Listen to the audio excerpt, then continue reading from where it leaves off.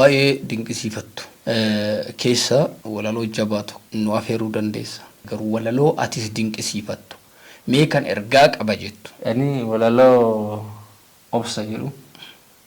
Mata dureen ishee obsa jedhu. Obsi gaasi laafuu waan hundaa mire. Namni obsa qabu mixii galee tiruu keessa barbaadan. Mixii qaluun hangam akka ulfaatu ni beektaa? Ajaa'iba mee nutti jabaa jedhe. Hordoof nu mee dhaggeeffannu sagalee kee. Obsa jedha. Namni obsa qabu jarjaree miixatu hamma ufii beeka kadhaaf hin hiixatu.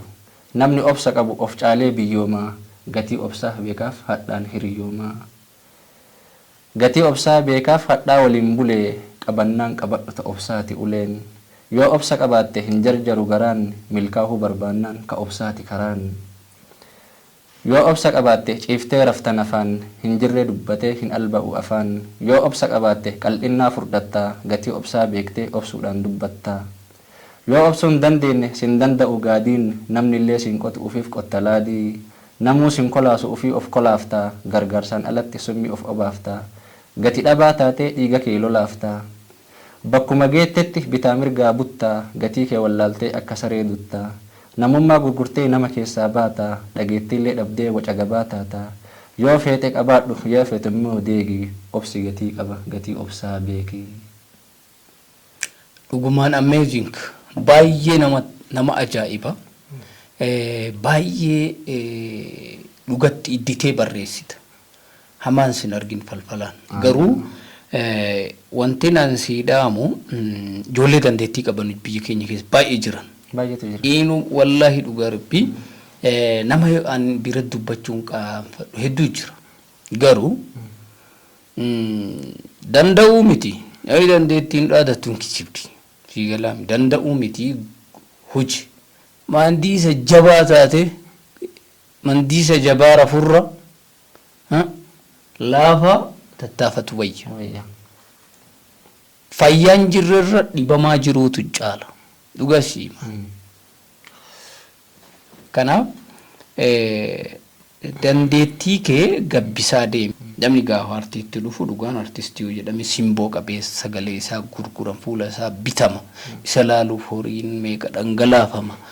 Biyyaafis ofiifis bu'aa kenna. Ammallee oolmaa kee sirreeffachuu. Namni bakka ooluuf nama waliin oolu fakkaata. Siigalaa. Akka ati jalqabarra dubbatte hiriyaan kiyya ta'u dandeettii kiyyan qabu yoon itti fiduu madaala irraan kaawwette. Kanaafuu maal ta'aa deemta? Gara isaa deemaa deemta.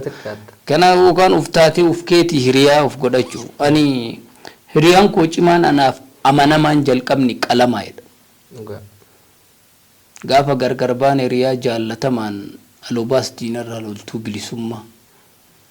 Hiriyaa koo ta'ee kan na biratti hafe kan bakka rafu ana wajjiin rafe qalama halkan guyyaa kiisii kiyya taa'u kan waan sammuun maddu galmee irra kaa'uudha.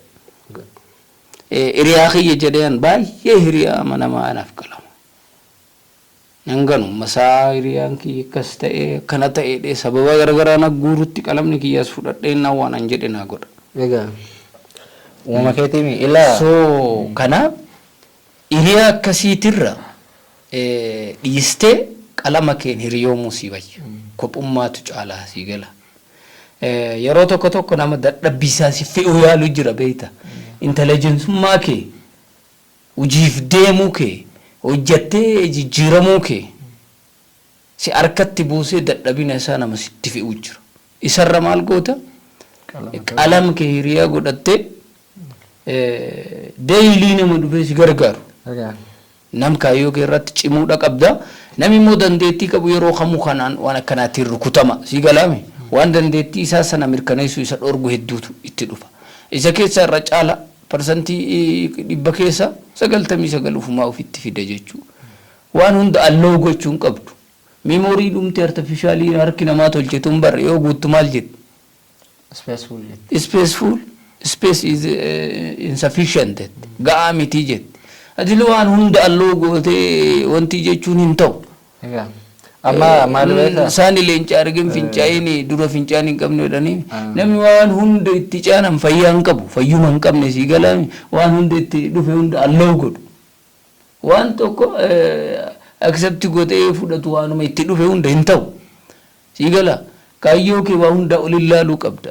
Waan feete gani kaayyoo kee hin ganin garuu dhugaa sii himaan. Waan feete gani waan feete kaayyoo kee hin ganin. Illaa maal beektaa amma namni uumama aartii keessa isaatii qabu mukaa haan ta'u yeroo kamu anamma akkuma qalamni hiriyaa kee ta'e dandeettiin koo hiriyaa kee gaafa namas dhabu gaafa ofii kiyyaayu silkiin kee chaarjiin irraa cufatu walaloo kiyya kan barreesse deebee dubbisa baay'ee ofi gammada beeka of waraabee fa'aa dhageeffadha yeroo baay'ee. Waa tokkoon si himammoo aartii keessatti. Uummata yaa'ee koomantii kennu meaningless dhuga si himan hiika dhabeesse. Kanaafuu walumaa galatti qeeqa sababa hin qabne hin fudhatin namarra aartii keessatti. Qeeqa sababa hin qabne. Fakkeenya hawaasa yoo fudhatte akka hawaasaatti kun baay'een nama hawaasa morris daawwatu. Hawaasni yoo isatti hin tole namni itti hin tolin duubaan tokkoffaa siin jedha. Namni itti tole illee asumatti tokkoffaa siin jedha. Akka kana lachuu dhagahuun qabdu ka hawaasaa. Ogummaa isaaniitiin itti dhageeffatanii abbaan ka itti tole ittiin si faarsaa ka ittiin tolin ittiin si abaara. Kuni cimina argisiisaa rakkina hin qabu ka hawaasaa. Gara warra ogummaa aartii qabu ogummaa walaloo barreessuu qabu yoo dhufte.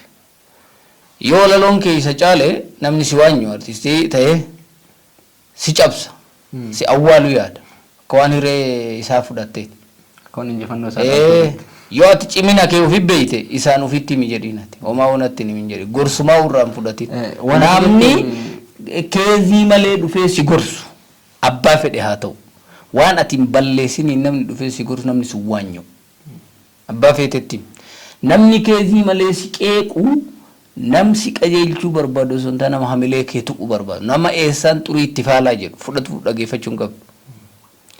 Inni kun dhugumaan silaalee hanqina wahiyyoo argu akkas cimsuu barbaade ila waan akkasii osoo tolchite jedhe inbox keessaan sii godha. Illa waan nuti jettee osoo an dubbachuuf ta'u namni wal caalaa uumamni namaa kun namni tokko waan maxxanse wayii irratti akkuma isin jedhe yeroo miiroo keessa seenu barreessin jedhe walaloo barreessee maxxansee akkuma jedheen keessaan na dubbise dafee xiqqoo wanni akkanaa kun hamilee namaa xiqqoon cabsaa waan ta'eef egaa hin fakkaatan walaloo waan ati barreessitu sana fakkaata bakka hawwatee jennaan waan san osoo private gootee naan jedhe saama sanatti maaliif jedhee gaafadheen akkana hamilee namaatiif hin ta'u naan jedhee naani saama sana kaase maaliif beektaa waan biraatiif osoo hin taane namni suni namni an barreesseef suni hin beekami walaloonni fakkaata anamma gaa osoo si wajjin oolee galgala waan wayii maxxanse waan oolmaa kiyyaaf kee kaadhaa fakkaatu waan xiqqoo hin hubattaa miraatti silaafu waan akkas waan fakkaatuuf akkuma hin kaaseen dhufanii na gaafatanii hin jiru deem laalee waan jiru hin jiru taankii naan jedhaniitumaan dhiisanii namni si gorsu akkaataa ittiin si gorsu qaba waan ta'eef daangaa ittiin si gorsu qaballee si hubatee si gorsuu qaballee atillee nama sana hubattee irraa yoo jette bareeda. Sirriidha. Guyyaa tokko nama tokkoof tura keessaa waa barreesse. Finfinneetti barreesse. Loon ofii mooraa yaa'u namni yaase eenyuma garuu beela'een ta'u kan sooratu leencumaa jedhe. Loon jechuun namni sun namatu ergee beeke. Loon ofii mooraa yaa'u banate waatu bana. Loon ofii mooraa yaa'u namni yaase eenyuma garuu beela'een ta'u kan sooratu leencuma. Loonuma sanu. Leenci afaan arrabsu harki danda'een dha'u. Luyina argaan gaggabsuudhaan si gurrarraan ba'u. Maqaa manuu hanqisuuf maqaa maaf nurra keesse nu boolitti si eegna atireef balee geesse. Balee boolla bonqoqaa boorri yoom dhaqee lixe. Mataan deemi shorroqaa miilli yoo kophee fixe. Waaqoo waaqatuu eegaa waaqiftuu yoom waa goote akka qeerransaa harkaaf adurreen hudduun dhooteedhe. Yoo an itti gadhiisa jedhee qopheeffadhee copy paste godhee miisejii irratti irra dha'u jedhe taa'inaan jedhe namni tokko dhugaa dubbachuudhaaf kuulaniitu na dhorke. Nama saayikooloojii barate no saayikoo nama miidha dhiisi firraa naan jedhe jira wanni akkasii beeyta. Tura keessa malee nama tokkoon barreesse moobila chaayinaa tanaa dan filanneedha. Rafee raftuun talaata raftee ni fanne jaanoo jaalala koo mulqattee darbita okkotee cabdutti boqqolloo marqita dubbiin kun jabdu namni walaloodhaan araba artistii geerareet araba nami artii dursa waa argu hin jiru damma maaltu xuuxxata abbaa gaaguraa malee fagoo maaltu guuttata iyyuuf naa duraa malee jedhu kanaaf mee ati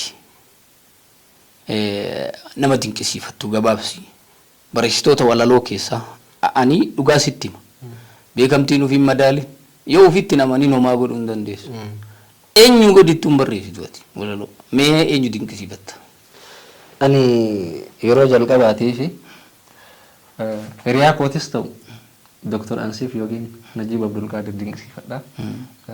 Nama yeroo jalqabaatiif walaloo barreessee bira fidee naa laaleedheeni seenaan isin agarsiisamillee gaafa sana siin madaalamaadha gara deemu dubbisinaan jedhee yeroo an barumsa kutaa 8 bara affeerraa irratti barreessee akkuma bira fideeni madaalliin qabuuti dubbisinaan jedhee hamileen attore maaliif beekta osoo guyyaa sana jijjiiri ka biroo barreessini naan jedhee hamileen kee gaafa sana hin du'an jaba ajaa'iba